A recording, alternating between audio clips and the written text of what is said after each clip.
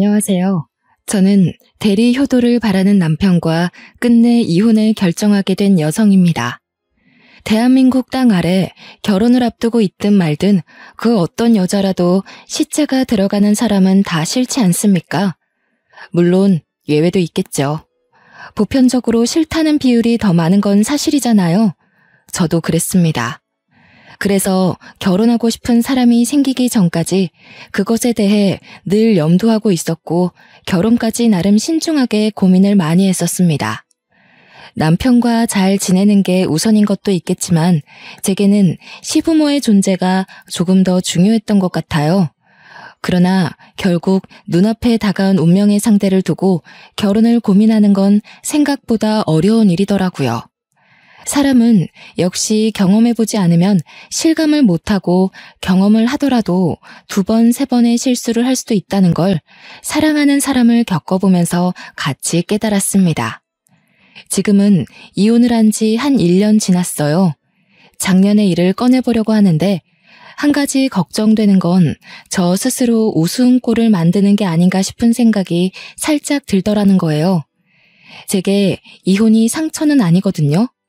절대 입을 가볍게 놀리려는 건 아닌데 그렇게 보는 분들이 계실까봐 조금 걱정은 되네요.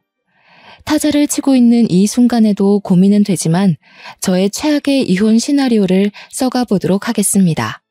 시작부터 이런 말을 하면 믿는 사람이 얼마나 될지 모르겠지만 제가 나이 26살에 결혼을 했는데 나이 32살인 현재 아이가 벌써 4명입니다. 그러니까 저는 결혼 당시 아이를 거의 1년꼴로 임신을 했고 당연히 첫째는 허니문 베이비로 낳게 되었죠. 제가 남편을 처음 만난 건 20살 때였습니다. 남편은 대학교에서 만난 복학생 선배였어요. 군 제대를 하고 온 복학생 선배의 꼬드김에 저만 넘어가서 졸업까지 사귀게 된 겁니다. 학교 졸업 후 제가 먼저 취업을 했는데 남편 졸업과 동시에 결혼 준비를 본격적으로 시작하면서부터 남편의 제안으로 저는 퇴사를 하게 되었고 그렇게 26살에 결혼을 하게 되었습니다. 결혼을 하고 첫째를 가졌을 때 남편이 제게 그런 말을 해주더라고요. 우리 아빠가 외동으로 커서 대가족이 꿈이거든. 내가 이제 결혼하면서 우리 집에 효도를 좀 해야 되잖아. 힘 닿는 데까지 아이를 낳고 싶은데 허락해 줄 수 있어?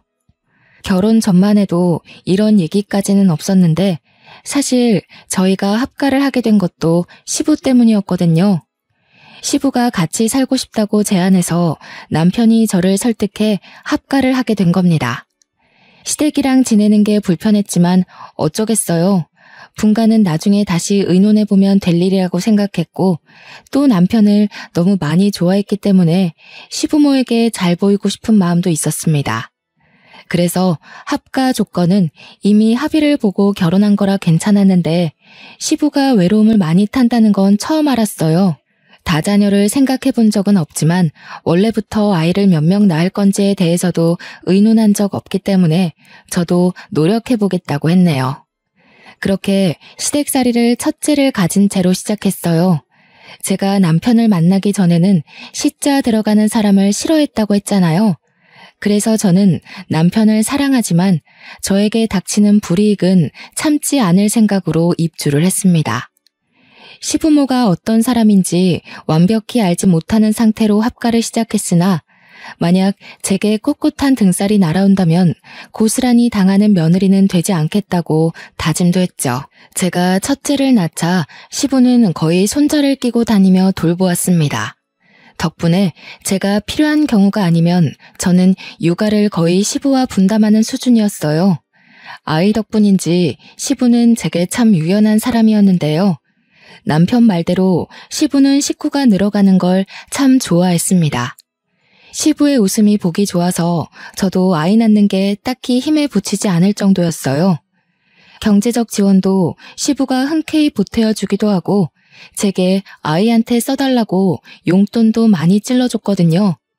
손주를 사랑해서라지만 저는 합가를 하고 나서 며느리 사랑은 시아버지란 말을 실감했습니다. 그런데 문제는 이걸 시모가 못마땅해 한다는 겁니다. 시부가 아이를 데리고 사라지면 어김없이 시모가 슬쩍 나타났는데요. 요즘 세상에 너같이 시댁살이 편하게 하는 며느리가 어딨니? 그렇다고 두 손 두 발 다 놓고 있으면 살림이 안 돌아가니까 앞으로 식구들 밥은 네가 챙기도록 해라.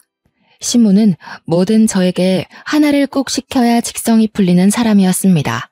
제가 시자 들어가는 사람을 싫어했던 전형적인 표본이 되는 존재였죠. 시모가 요리를 저더러 하라고 했잖아요. 제가 요리를 못하는 게 자랑은 아니지만 요리를 그냥 못하는 수준이 아니라 정말 지지리도 못하는 편입니다. 제 친정에서도 엄마가 요리를 못하고 아빠가 잘하는 편이어서 저희 집은 아빠가 늘 밥을 차려주었거든요. 하는 사람이 정해져 있는 거 아니지 않습니까? 이미 남자가 요리하는 걸 보고 자란 저는 여자니까 당연히 요리를 해야 된다는 시모 말을 이해할 수 없었어요. 자랑 아니란 거 압니다. 하지만 저랑 엄마는 요리를 못하니까 항상 다른 거라도 찾아서 그걸 대신에 열심히 하려고 했어요. 각자 잘하는 것을 하면서 한 지붕 아래에서 더불어 사는 게 가족 아닌가요? 그래서 시모한테 솔직하게 말씀드렸습니다.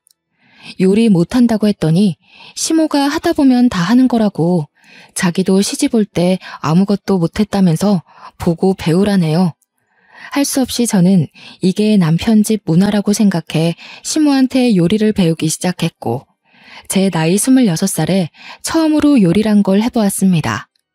그렇게 배워서 차리게 된 첫 식사 자리, 시모가 입으로만 설명해줬지 저한테 뭐 하나 시범 보여주는 것도 없었거든요. 시범 보여주면 결국 자기가 다 하는 거 아니냐면서 처음부터 저 혼자 하라고 했습니다. 이왕 도전하게 된 거 저는 면접 준비할 때처럼 온갖 에너지를 쏟아서 결과물을 하나하나 만들어냈습니다. 평이 어땠냐고요? 네, 제 요리는 100% 똥이었어요. 국이며 밥이며 반찬이며 겉모습만 화려하고 그 맛은 다 똥이었습니다. 그나마 잘한 건 아무런 간도 안 한 달걀 후라이였어요. 남편은 이런 제 요리 솜씨를 이미 알고 있어서 제가 요리를 했다는 것에 크게 당황했고, 먹어보더니 오히려 시모한테 한 소리를 했습니다. 다음부턴 엄마가 해. 얘 결혼하기 전부터 요리는 진짜 못했어. 내가 웬만하면 마누라 칭찬하겠는데 요리만큼은 얘가 참 독보적이야. 쫄쫄 굶고 싶은 거 아니면 엄마가 요리하는 게 나을걸? 남편뿐만 아니라 시부까지 다들 숟가락을 빨리 내려놓았습니다. 저는 요리 부분에서 이미 이런 평가를 예상했기에 별 상처를 입지 않았어요. 오히려 제가 그 자리에서 남편 말에 동조까지 하니 시모가 더 열이 받은 얼굴이었습니다. 결국 밥그릇도 못 먹고 일어난 시부가 손자를 데리고 자리를 떴고, 남편도 그만 씻고 잘 준비하겠다며 들어가 버렸어요. 남아있는 시모만이 저를 탐탁지 않게 바라봤습니다. 너는 여자가 돼서 어떻게 요리 하나를 못하니? 결혼을 한다는 여자가 살림의 기본인 요리를 못하는 게 말이 돼? 설마 앞으로 식사 준비하기 싫어서 꼼수 쓰는 거냐? 저도 꼼수면 좋겠네요. 그런데 어머님, 왜 여자라고 다 요리 잘해야 돼요? 저희 엄마도 못하시는걸요. 그래서 아빠가 하셨어요. 그게 잘못되었다는 거야. 뭐 자랑이라고 너까지 그런 걸 고스란히 배웠어? 자고로 여자면 내 남편 먹여 살릴 내조 실력을 갖추고 있어야지. 그게 안 된다면 준비를 하고서 시집을 오는 게 맞고. 제 생각은 좀 달라요. 저희 부모님은 못하는 걸 잘못되었다고 말씀하지 않거든요. 요리 못하니까 다른 부분에서 장점을 찾아주셔요. 제가 청소 하나는 기가 막히는데 앞으로 청소는 제가 할게요. 어머님이 밥 차리세요. 뭐라고? 뭘 해? 아이고 뭐니나 맹랑한 것 좀 봐. 무슨 이런 경우가 다 있는지 모르겠네. 지금 네 일을 나한테 미루는 거냐? 미루다뇨. 원래부터 제 일만은 아니었는걸요. 어머님이랑은 저랑 같은 여자고 어떻게 보면 같은 며느리 입장이잖아요. 그러니까 같이 하면 혼자 하는 것보다 더 효율적이지 않을까요? 저한테 계속 요리 가르쳐도 실망만 하실 텐데. 저는 정말 순수하게 더 합리적인 방안을 제시한 거였습니다. 지나치게 솔직한 편이라서 제 말투가 가끔 사람들에게 오해를 받기도 하지만 솔직한 성격 때문에 이득 본 경우가 더 많아서 고쳐야겠다는 생각은 해본 적이 없어요. 그래서 저는 시댁이라고 제 속마음을 숨기며 아부떨고 싶지 않았습니다. 제 말에 기막혀 하면서 말을 잃었고 그 뒤로 제게 음식을 준비시키지 않았어요. 어쩌면 못했다고 해야 되는 게 맞겠죠. 왜냐하면 제가 요리하는 걸 남편과 시부가 기를 쓰고 막았거든요. 아마 시모는 제가 너무 솔직해서 더 못살게 굴지 않았나 싶습니다. 그 뒤로 요리를 제게 맡기지 못해 심통난 시모는 제가 하는 집안일에 사사건건 간섭하기 시작했는데요. 자기가 매시간 식사 준비하는 게 그렇게 억울한가 봐요. 허구한 날 집안을 돌아다니면서 썼던 걸레는 일일이 삶아서 널어놔야 된다고 하고 락스를 몇 대 몇 비율로 섞어서 문질러야 되고 의자 밟고 올라가서 선반 위에도 닦아야 되는 거라고 지적질을 많이 했습니다. 하지만 그마저도 길게 고나리질 못했던 이유는 제가 임신을 했기 때문이었어요. 제가 임신을 하면서 시부와 남편은 제게 정말 잘했습니다. 그때마다 시모만 스트레스가 차고 넘쳤고 시모 말이 자기는 그런 대우를 받은 적 없는 며느리라는 걸 저를 따라다니며 불평했어요. 임신하고 집안일 한다고 죽는 거 아니다. 오히려 꼼짝도 안 하고 누워만 있으면 그게 더 애기한테 안 좋은 거야. 원래 하던 일은 하는 게 좋겠구나. 네가 아무리 애 가진 몸이라지만 늙고 병든 내 몸뚱아리보단 건강할 거 아니니? 네, 집에서라도 조금씩 움직이는 게 좋겠죠. 의사 선생님이 너무 허리 숙이는 일은 자제해달라고 해서 제가 할 수 있는 데까진 집안일 해놓을 텐데 만약 못한 부분 있으면 어머님이 좀 도와주세요. 얘 봐라. 내가 그걸 왜 도와주니? 애초에 내가 식사 담당하면 네가 알아서 집안일 한다고 했지 않아? 청소 잘한다고 유난히더니 그새 잔머리 굴리는 거 봐. 잔머리가 아니라 아무래도 제 몸이 예전만큼 못할 테니까 도와달라는 거죠. 내키지 않으시면 두세요. 대신 전 분명 예전처럼 깔끔하게는 못한다고 말씀드렸어요.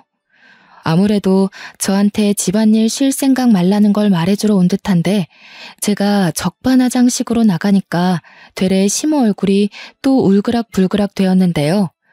저도 모르게 불쑥 제 솔직한 마음이 튀어나가다가도 시모 표정을 보면 아차 싶어 뒤늦게 어색한 미소를 보입니다. 그럴 때마다 시모는 토라져서는 획 돌아 방으로 들어가 버리곤 했죠. 합가 생활을 그렇게 하면서 제가 임신을 거듭하여 4년의 세월을 보냈고 아이 4명을 낳았습니다. 나란히 아들 2, 딸 2이었어요.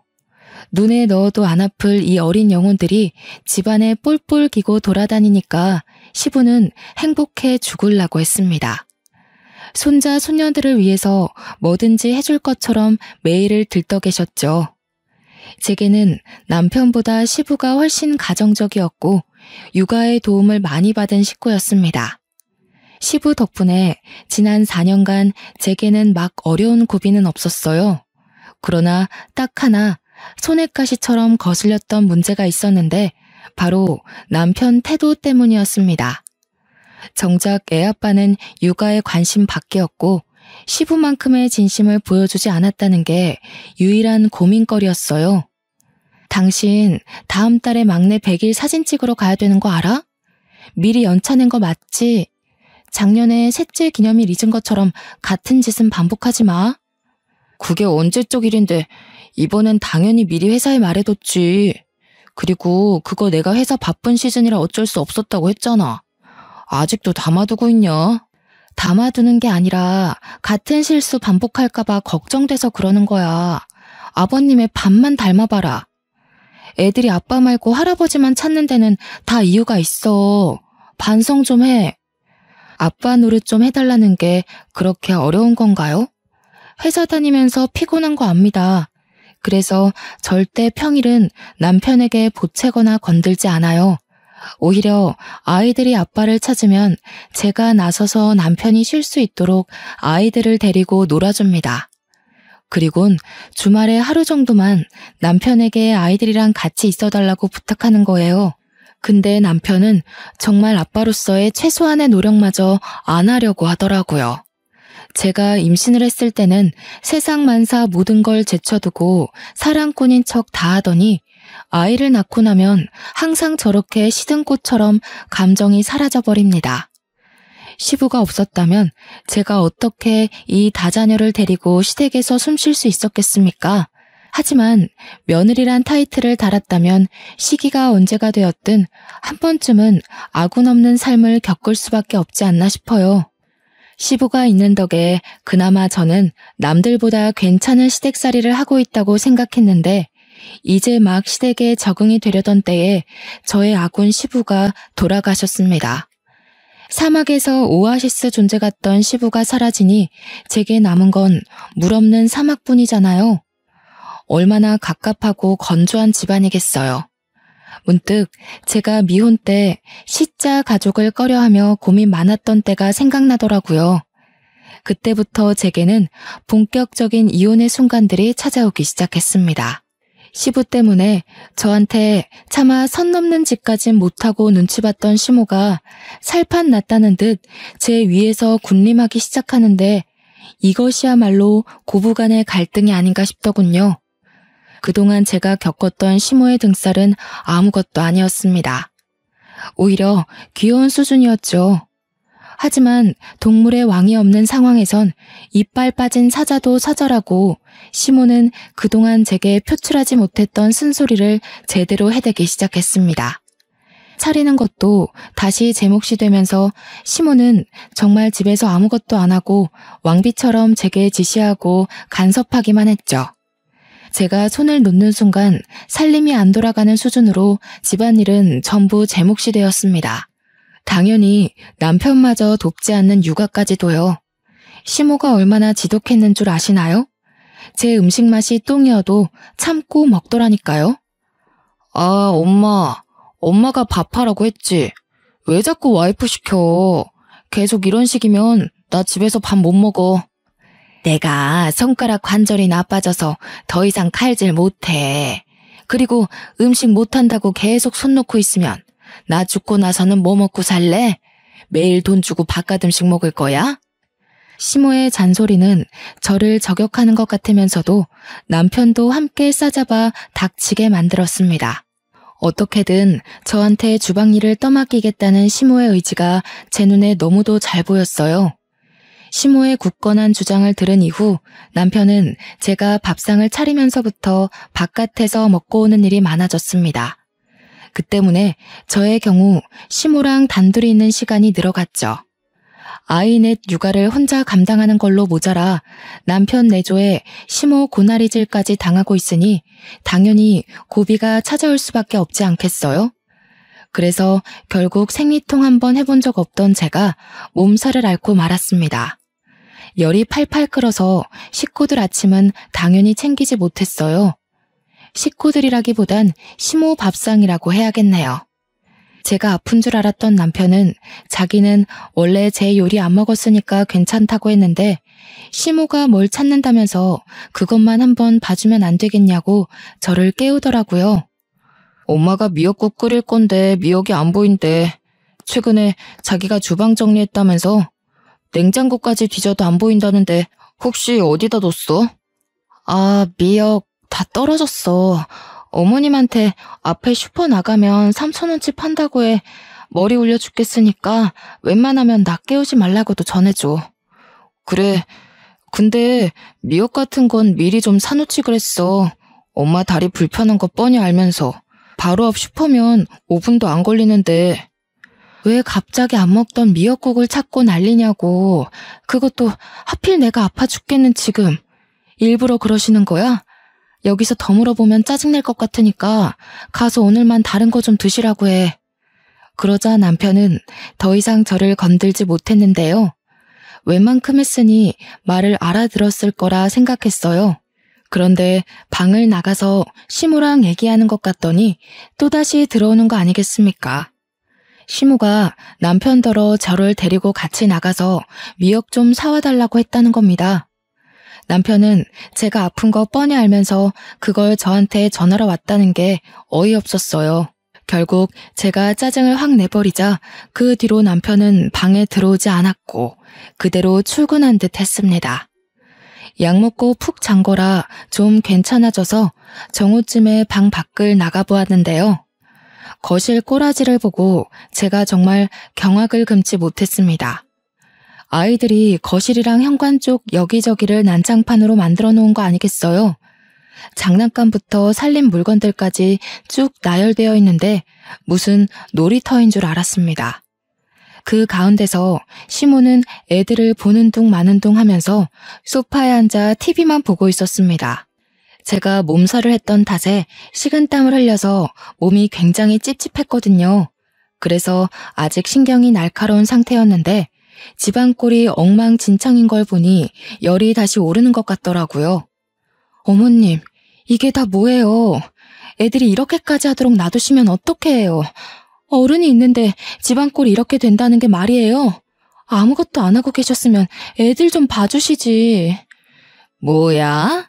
시애미를 점심까지 굶겨놓은 사람이 뻔뻔하기도 하구나. 네 애지 내 애니? 내가 네 애를 뭐하러 보겠어? 대체 그 버르장머리 없는 말버릇은 누구한테 배운 거냐? 네가 내 시애미라도 돼? 어떻게 감히 나를 나무랄 생각을 해? 제 말 뜻은 그게 아니고요. 이거 다 치우는 건 어른 몫이잖아요. 아직 큰애가 겨우 4살인데 애들이 질서가 어딨겠어요? 생각이 있으시면 애들 좀 자제해줬어야 되는 거 아니냐는 거죠. 그게 그 말이잖아. 그러니까 네 말은 지금 내가 생각이 없어서 애들 관리도 못한다.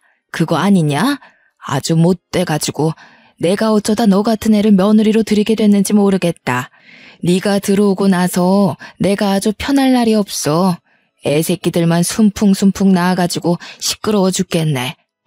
어머님, 자꾸 우리 애들 남 취급하시는데 애들 어머님 손주들이기도 해요. 돌아가신 아버님 앞에선 한마디도 못하시더니 이제 어머님이 한자리 하고 있으니까 저희를 개밥 보듯 대하시는 거예요? 어머님 아들 피가 섞인 손주들한테요? 저도 그렇게까지 말할 생각은 없었는데요. 몸살기가 막 가시는 상태라 여전히 예민해서 말이 평소보다 더 세게 나가버렸습니다. 저 같아도 제 말에 상대가 화가 났을 것 같긴 했어요. 아니나 다를까 완전 머리끝까지 열받은 시모가 찍소리 않고 노려보더군요. 말실수했다는 걸 알아서 바로 사과하려고 했던 저는 그만 말문을 닫을 수밖에 없었는데요.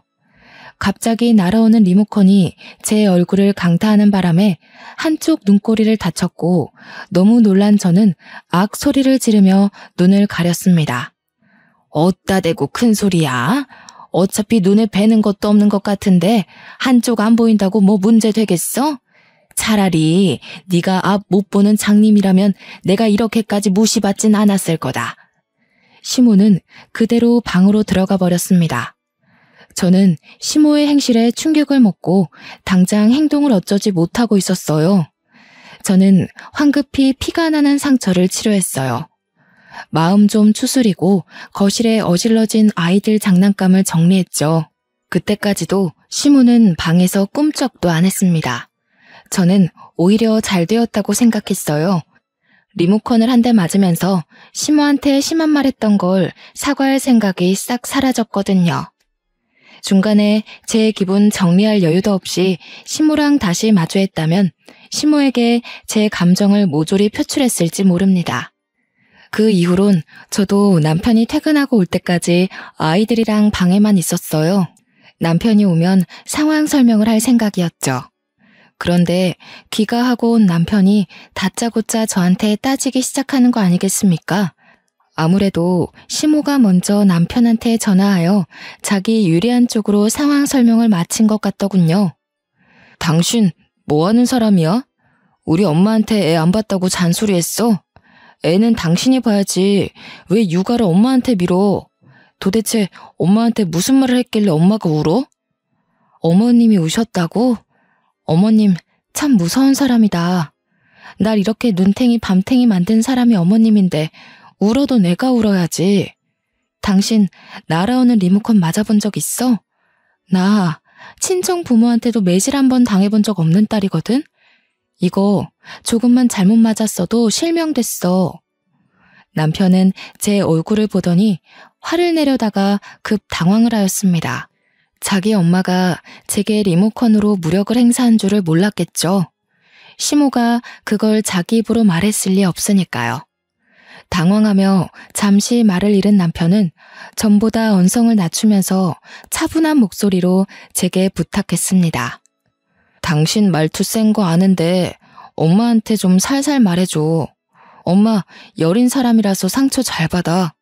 아빠 그렇게 가시고 혼자서 얼마나 쓸쓸하시겠어. 엄마가 잔소리하는 거에 성내지만 말고 한 번씩 방도 들여다봐주고 챙겨주면 엄마도 당신 좋아할 거야. 이제야 말하는데 저는 이런 입에 바른 발언들이 참 웃겨요. 남편이 저더러 시모가 불쌍하고 여린 사람이라면서 잘 보살펴달라고 했잖아요. 그러면 자기가 시모 아들로서 먼저 모범을 보여야 되는 거 아닌가요?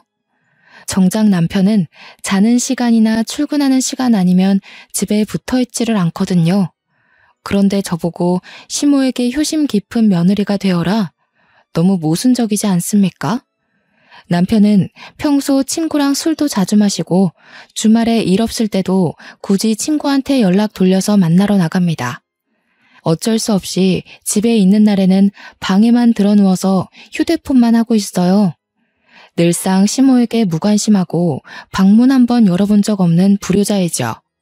하긴 자기 새끼도 나몰라라 하는 남자가 자기 엄마라고 어디 돌아보겠습니까? 저는 괜히 긁어부스럼 만들기 싫어서 남편 말을 매번 한 귀로 듣고 한 귀로 흘리기만 했는데요. 한 번은 시모가 개모임 사람들끼리 놀러 간다고 1박 2일 집을 비운 적이 있었습니다. 그때 남편이 또 입으로만 효심을 발휘하기 시작하더라고요. 엄마 지금쯤 도착했을라나? 여기서 목포까지 가는데 얼마나 걸리더라? 당신 엄마한테 전화 한번 해봤어? 도착했는지 지금 해보지. 시간이 몇 시인데 도착하셨겠지. 벌써 저녁 먹고 한잔하면서 놀고 계시겠네. 어머님이 나 좋아하는 것도 아닌데 기분 좋게 놀러 간 곳에서 내 목소리를 듣고 싶겠어? 그렇게 걱정되면 당신이 해봐. 엄마가 서운한 티 낸 걸로 아직도 마음에 담아두고 있었어? 나이 들면 다 갱년기 온다잖아. 몇 살이라도 젊은 자기가 이해 좀 해줘. 며느리가 챙겨주면 개모임 사람들한테 부러움도 받고 좋잖아. 엄마도 으쓱해질 거고. 이런 게 바로 불편한 관계 완화할 수 있는 기회인 거야. 이럴 때 점수 좀 따보지 그래? 남편은 항상 저런 식으로 저를 살살 굴려가며 자기 엄마를 입으로만 챙겼습니다. 입으로 효도하는 거 누가 못하나요? 입으로만 효도하는 게 효도이긴 한 건가요? 전화 한 통도 안 하고 용돈 안 주는 건 저나 자기나 마찬가지이면서 남편은 마치 자기가 엄청난 효자인 것처럼 행동했습니다. 이게 별것 아닌 것 같아도 은근히 스트레스고 꼴불견이라니까요. 남편 말에 시큰둥하게 반응하면서 됐다고 점수 안 따도 된다고 했더니 남편이 한숨을 푹 쉬더라고요. 그러면서 저더러 친정에서도 그런 식으로 행동했냐고 묻는 거 아니겠습니까? 여기서 친정 얘기가 왜 나와? 내가 지금 어머님한테 전화 한 번 안 했다고 친정부모 욕까지 들어야 마땅하다는 거야? 그게 아니라 네가 효도할 줄 모르는 것 같아서 장인어른이랑 장모님한테도 이렇게 불효자인가 궁금해서 그러지. 어른 공경할 줄 모르는 철부지가 딱 너처럼 멋대로 행동하거든. 그러는 당신은 나한테 시키기만 하고 어머님한테 아무것도 안 해드리잖아. 어머님을 챙겨도 내가 더 챙겼어. 당신이 나한테 왈가왈부할 입장은 아니지 않아? 당신이야말로 철부지의 불효자 같은데. 야, 원래 부부면 한쪽만 해도 효도인 거야. 그리고 당신이 나한테 시집을 왔으면 당신이 하는 효도가 곧 내가 하는 효도랑 같은 거라고. 내가 안 하면 당신이 알아서 해야 될 거 아니야. 그걸 일일이 알려줘야 되냐? 그렇게 잘하는 사람이 왜 처가 식구들한텐 전화 한 통을 안 했대?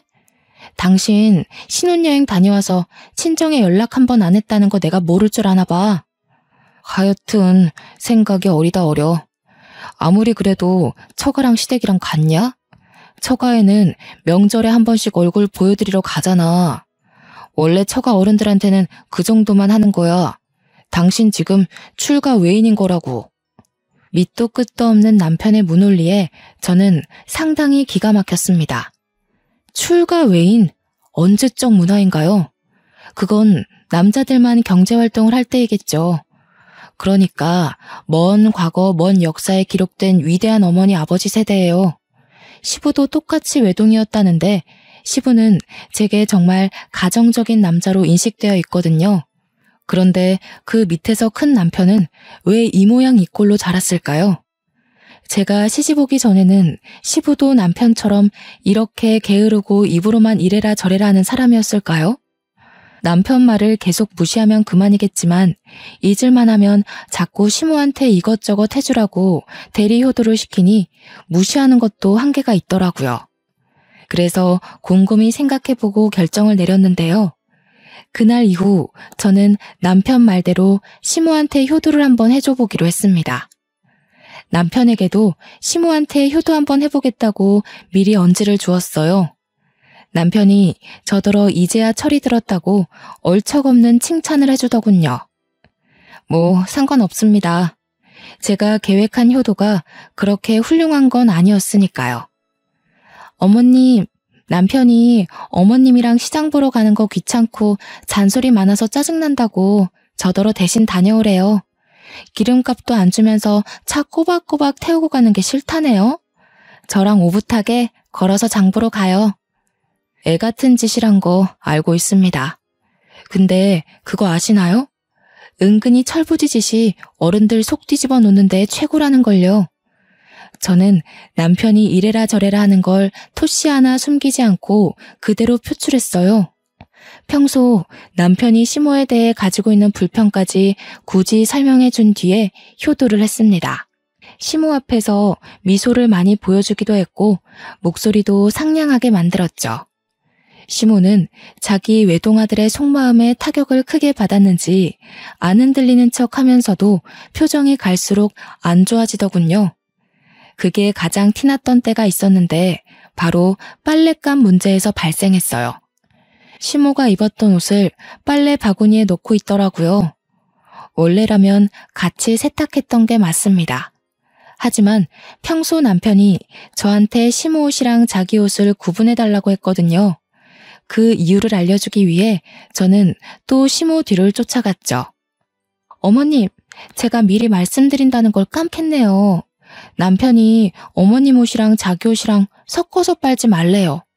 어머님 특유의 노인 냄새가 난다면서 그 냄새가 자기 옷에 밴다네요. 그러니까 앞으로는 어머님 옷 제가 따로 빨아드릴게요. 시모는 이때가 제가 봐왔던 표정들 중 가장 불쾌감이 드러났던 날이었습니다. 제가 시모에게 뭐 하나 해줄 때마다 시모를 향한 남편의 불평을 갖다 붙이니까 나중에는 아예 표정을 숨기지 않더라고요. 그러면서 날이 갈수록 말수는 줄어갔어요. 또 남편이 퇴근하고 집으로 오면 항상 마중하던 시모가 어느 순간부터 남편 드나드는 시간에 방구석에만 박혀 있었습니다.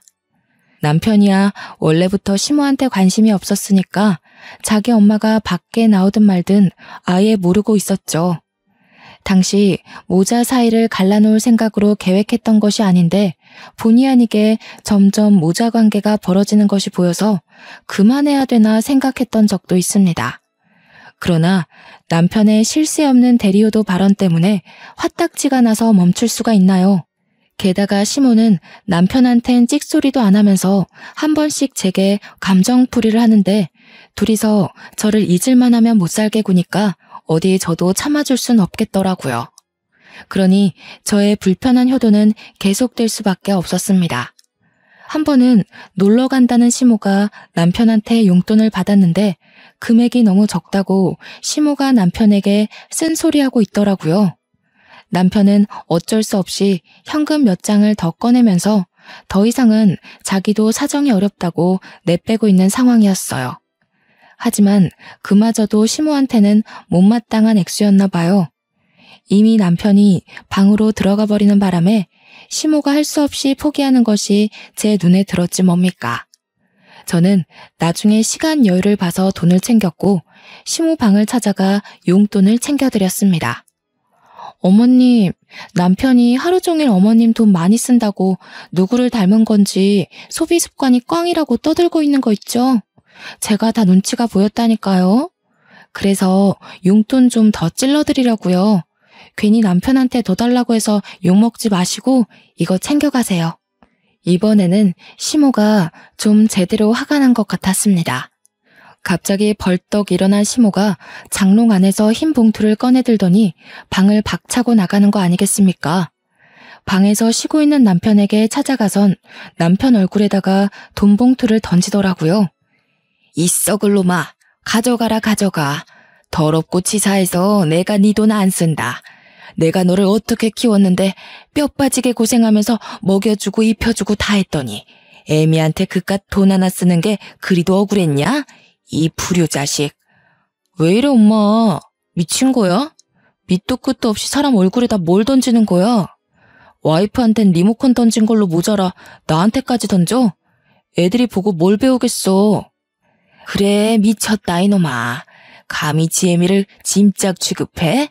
썩을 놈. 그리 애미가 보기 싫으면 내 집에서 당장 꺼져.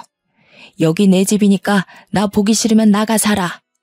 시모의 성화에 남편은 앞뒤 사정을 묻지도 않고 시모에게 짜증을 버럭 내며 집을 나가버렸습니다. 시모는 이미 닫혀버린 문에다 대고 계속 남편 욕을 해댔는데요. 저는 황급히 아이들을 데리고 방 안으로 대피했습니다. 그렇게 나갔던 남편은 내내 연락이 없더니 몇 시간 뒤에 알아서 귀가를 했는데 술을 진탕 먹고 들어왔더라고요. 아이들은 자고 있었고 저는 막 막내를 재우고 온 터라 손에 젖병을 든 채로 남편을 맞이했습니다. 왜 이렇게 술을 많이 먹었냐고 나무랐는데 남편은 저를 밀치더니 그대로 시모 방에 들어가는 거 있죠. 그러면서 자고 있는 시모를 향해 고함을 쳐서 깨웠습니다. 화들짝 놀라서 일어난 시모에게 욕을 하기 시작했죠. 그건 저도 놀랐기에 쫓아가 남편을 말렸는데요. 남편이 저한테도 욕을 하면서 갑자기 우리 친정까지 들먹이는 거 아니겠어요? 꼭 노땅들이 이래요. 세상에서 다 없어져 버려야 돼. 늙고 병든 사람들이 빨리빨리 자리를 안 비켜주니까 사회가 이 모양이지. 아무짝에 쓸모없는 것들. 엄마 같은 사람들이 이 사회에서 하는 게 뭐야? 듣자 하니 남편은 직장에서 늙은 상사한테 받는 스트레스가 많은 듯 했습니다. 자기 부모한테 효도해야 된다는 의무감과 직장 내 스트레스가 부딪혀서 이렇게 폭발해버린 것 같았어요. 저한테 대신 효도를 시킨 것도 아마 그런 이유였겠죠. 그것까진 이해해 볼 수 있었습니다. 그렇다고 제 친정 부모를 욕하는 걸 봐줄 순 없었어요. 육아를 나몰라라 하는 것도 이해할 수 없고요. 세상에 힘든 사람 자기 하나입니까? 세상 모든 사람들이 다 다른 모양으로 스트레스를 받아요. 스트레스 없이 사는 사람 한 명도 없습니다. 그런 사람들이 다 남편처럼 무책임하게 행동하지 않거든요. 다른 사람도 아니고 남편이 제 친정부모를 욕했다는 것에 화난 저는 들고 있던 애기 젖병으로 남편 싸대기를 후려쳤습니다. 남편이 힘든 건 힘든 거고 잘못된 건 혼이 나야 하니까요. 술 기운 때문에 정신 못 차리고 있던 남편은 그대로 벌러덩 쓰러져 버렸고 점점 수면 속으로 빠져들었어요. 그러는 와중에도 남편은 시모 챙기기 귀찮다고 욕을 읊조리더라고요. 그 모습이 정말 최악이었죠. 시모는 진심으로 충격받아 자기 아들의 가슴팍을 두어 번 팼습니다. 그리곤 화딱지 나는지 베란다로 가서 분을 식이고 있었어요. 어머님, 괜찮으세요? 남편이 회사에서 스트레스가 많았나 봐요. 그래도 저희 부모님 욕까지 할 줄은 몰랐는데 솔직히 저도 실망 많이 했어요. 어머님도 놀라셨죠? 사실 남편이 제 부모님 욕은 속으로 했을지 몰라도 어머님 욕은 저한테 매일같이 하더라고요. 내가 정말 전생에 큰 죄를 지은 게지. 자식 꼴 맞아 저 모양이니 안 되겠다. 너희 그냥 분가하거라. 나 이렇게는 못 산다. 저런 자식 나도 필요 없어. 그건 힘들 것 같아요. 저희 부모 욕하는 남자를 쪽팔려서 어떻게 데리고 살겠어요? 그건 저희 부모님한테 불효잖아요. 이미 제가 이렇게 사는 것도 친정한테 불효인걸요. 그러지 말고 어머님이 평생 데리고 살면서 남편한테 효도하는 법 좀 가르쳐 주세요. 남편이 자기가 효도하기 귀찮다고 저한테 시키기만 하더라고요. 제 말에 대답도 못하고 얼척없어하는 시모에게 저는 빙긋 웃어주고 돌아섰습니다. 그렇게 다음날 저는 이혼서에 도장을 찍었고 기절해 있는 남편 배 위에 올려놓았죠. 이렇게 갑자기 시댁을 나오게 될 줄은 몰랐는데 상황이 마침 타이밍이었던지라 급하게 나오게 되었습니다. 제가 차가 없었는데 친정까지 가는 데는 그리 어렵지 않았어요. 택시도 잘 안 잡히는 곳이었는데 젊은 여자가 짐이랑 어린 아기들을 넷이나 달고 있으니 사람들이 택시를 양보해 주더라고요. 연락을 하고 친정으로 갔기 때문에 친정에서는 저를 목 빠지게 기다리고 있었습니다. 친정 부모님은 다른 사정은 일부러 묻지 않고 아이들을 먼저 챙겨주셨어요. 그리고 그날 저녁 남편한테 전화가 왔는데 시모한테 상황 설명을 다 듣고 연락을 했더라고요. 제가 전화를 안 받으니 문자로 성질을 내다가 회유하길 반복하면서 일관되지 못한 태도를 보였습니다. 참 가벼운 사람처럼 보였어요.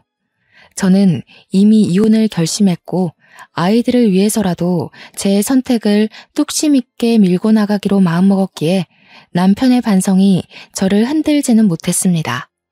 저는 마지막으로 남편에게 마지막 문자 답변을 남겼는데요. 도장 찍을 거 아니면 소송할 거라고 그게 더 불효일 텐데 괜찮겠냐고 했습니다. 그랬더니 남편이 한 일주일 답이 없더라고요. 제가 다시 연락을 했을 때야 합의서에 도장 찍겠다고 답변을 주었습니다. 자기도 나름대로 변호사와 면담을 가져봤나 봐요. 저한테 별다른 소송 얘기는 언급 안 하는 것을 보니 변호사도 남편한테 불리한 싸움이 될 거라고 말해준 것 같았습니다. 다른 분들은 이혼이 어땠는지 모르겠지만 저한테는 이혼까지 가는 과정이 어려웠을 뿐 막상 이혼은 간결하게 이루어졌습니다.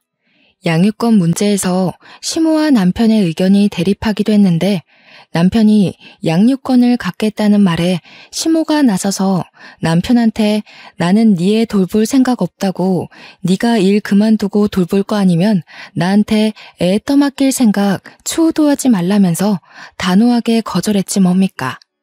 아이들 4명을 키울 자신이 없었던 남편은 결국 제게 양육권을 넘겼습니다.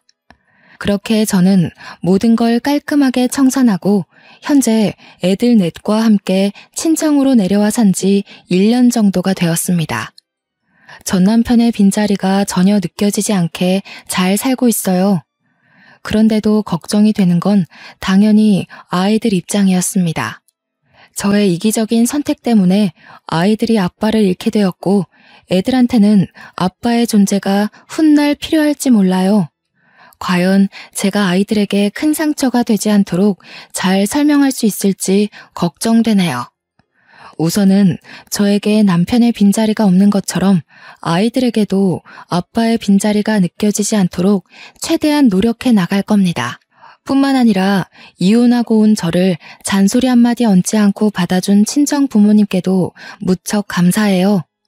다 큰 딸이 자기 인생 하나 잘못 바꿔서 다시 부모 품에 돌아간 건데도 친정 부모님은 오히려 잘 왔다고 그동안 고생 많았다고 다독여 주시더라고요. 그래서 저는 시댁에 봤던 불효자식처럼 되지 않기 위해 친정 부모님께 효도하는 딸이 되고자 애쓰고 있습니다. 시부모를 잘 모시고자 마음먹었던 그날처럼 저는 부모님과 함께 할 수 있는 그날까지 평생 마음 바쳐 모실 생각입니다. 앞으로 저희 식구들의 세월에 아픔이 없기만을 바랄 뿐이에요. 제 이야기 재미있게 들으셨을지 모르겠네요. 누군가의 소중한 자식일 청취자분들께서도 옆에 있는 가족을 위해 후회 없이 마음을 다 바치는 사람이 되었으면 좋겠습니다. 감사합니다.